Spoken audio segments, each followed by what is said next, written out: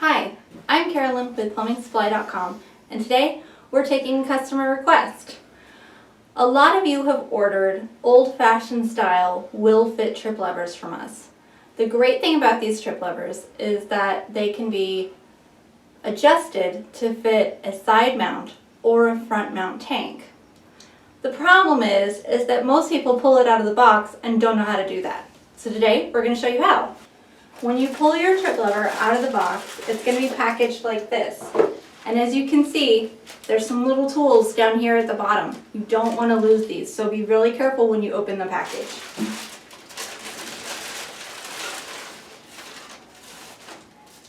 Another confusing thing is when you pull it out, it's going to look like this. Now if you tried to put it on your toilet like that, you're probably sitting there going, the handle is backwards, it's broken. It's not. We're going to show you how to adjust that real quick. The first thing you're going to want to do is take a screwdriver, Phillips head screwdriver, and there's a screw on the bottom here. You're going to want to loosen that up to remove the arm and the handle. Again, these are tiny screws, things that you could possibly lose, so do it over a safe surface. And if you're anywhere near your sink or other drains, make sure you cover the drain with a cloth or something like that to keep everything from falling down into the drain. As you can see, this comes right apart. We're going to set the arm aside and we're going to set the handle aside. Trip levers obviously work by pushing the handle down and it lifts the arm on the inside of the toilet. Because of this, the mechanism is reverse threaded, which means normally you'd go righty-tighty, lefty-loosey, but it's the exact opposite in this case. So go ahead and unscrew this front piece from the back.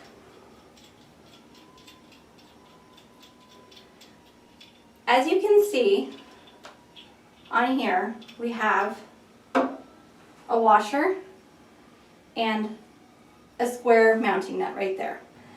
So on the back of this piece, you can see there's two openings. One's labeled front and the other one is labeled side. For the front mount installation that we're going to show you, you want to make sure that the opening that says front is pointing that way, towards your flapper. Because when you put it in, the arm is going to go here and that's where it's going to turn. So we're going to put this in here, and here's the tank hole. And it just slides right there. This part gets threaded into here. And again, remember, it's reverse threaded. So if you're trying to figure out why it won't tighten, try and turn it the other way real quick.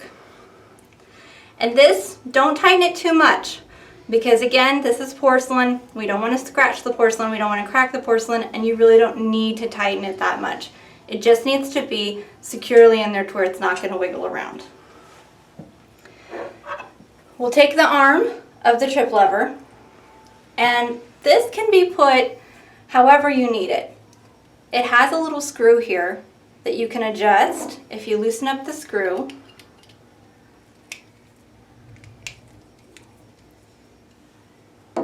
you can adjust this to bend it however you need. So if your flapper is a little bit more towards the back, you can adjust it that way. If it's a little more towards the front, you can pull it this way. This is also brass, so if you really needed to, you could bend this to make it fit your toilet.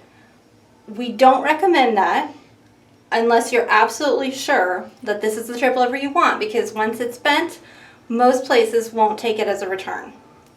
So once you've decided where you need the arm to go, and one other thing, make sure you're not hitting the inside of your tank when you're pulling it up and down. Once you've decided where you want this to go ahead and tighten up that screw. Now, do you remember those tools I told you not to lose when you open the package? Here they are. One of these is an Allen wrench, and the other one is going to attach your flapper chain to your trip lever. You can set that aside for now in a safe place. We're going to take the Allen wrench, and on the bottom of the handle you'll see a tiny set screw. We're going to put the Allen wrench in there and loosen this up Be very careful not to lose the set screw and pull this out.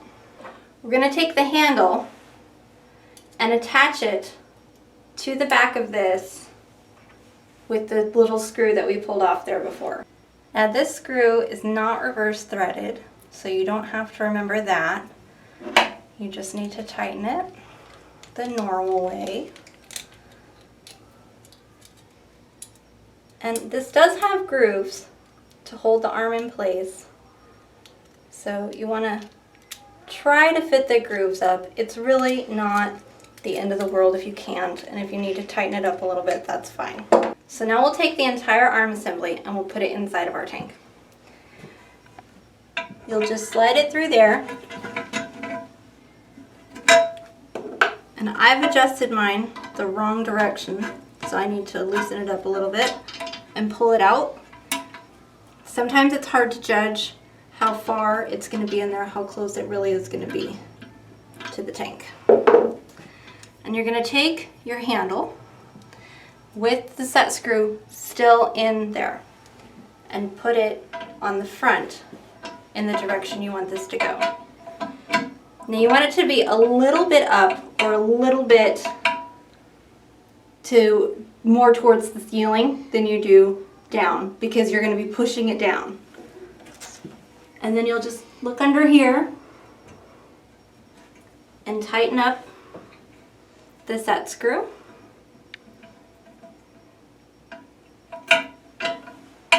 And there you have it. The last thing you'll need to do is take this clip and you'll clip this onto one of these holes back here, and then attach your flapper chain to that clip to move it up and down. You might need to make a few adjustments, try different spots along the tank lever to make sure that you have your flapper chain has a little bit of slack, but not so much that you can't pull it up very easily. At the same time, you don't want it to be too tight, because then you're not going to get a good seal on your flush valve and you're going to have lots of leaks. So that's how you mount it on a front left-hand side mounted toilet tank. Now we're going to take it off and show you how to adjust it so you can mount it on a side mount tank. As you can see, we've broken the trip lever back down to its original components from the beginning. This time we're going to take the lock nut piece, and this one that says side, you're going to want that to point towards the front of your tank. So we'll put this over here. As you can see with this plastic on here, it's a little bit too big. So we're going to pull off the rubber washer and the plastic, put the rubber washer back on, and then put it into the mounting hole. That little bit of plastic isn't really necessary. It was just nice to have a buffer on the bigger tank hole so that it wouldn't be moving around too much. And again, we're just going to hand tighten this, being careful not to scratch up the porcelain or cause any cracks. Just make sure it's securely on there. And for our arm, we loosened up this little screw here and put that at a 90-degree angle. You remember before this went straight out and it lifted up and down. On the side mount, we couldn't do that, there wouldn't be enough room. So we've turned it to the 90-degree angle. We're going to put this in to where the arm is facing out of the portion that says side. Now for the side mount, this might be a little counterintuitive for many people, but your handle is going to go facing down. And part of that is because when you lift it up, as we'll show you in a second here, after we get the set screw tightened up, you're going to pull forward, and that's going to lift the trip lever. For most people, when they see a tank lever on the side, it's more intuitive to pull it than to push it.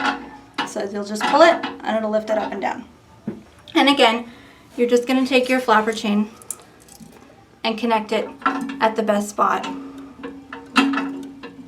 for your trip lever and your flapper, so you're getting a nice seal on your flush valve. Once again, I'm Carolyn from PlumbingSupply.com. Thanks for watching.